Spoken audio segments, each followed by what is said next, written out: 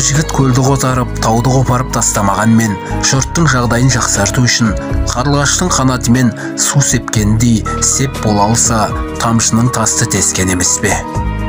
Теңіз жағасын жағалап келе жатқан бір кісі бір нәрселерді жерден алып, теңізге лақтырып жатқан бір баланы көреді. Жақындағанда оның толқынмен жағаға шығып қалған теңіз жұлдыздарын құтқармақ болып жатқанын байқайды. Ал көкжиекке дейін созылып жатқан жаға болса, теңіз жұлдыздарына толып қалған екен. «Сен не істеп жатырсың?» деп сұрайды әлгі кісі. «Бұлар ертең су қайтқанға дейін жағада қалып қойса, өліп қалады ғой», дейді бала таңырқап. «Бұл ақымақтық қой», дейді қыз баланы әлгі адам. «Қарашы, олар қаншама, жағада мың емес миллионы жатыр. Бір өзің ештеңе өзгерте алмайсың. Сенің осы жасап жатқан тірлігіңнің мәні бар ма?»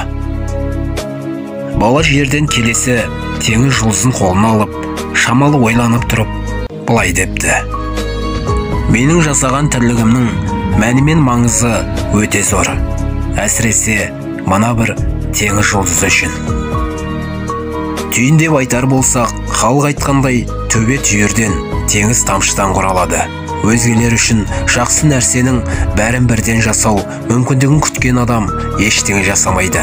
Өйткені ондай мүмкіндік сирек кездеседі.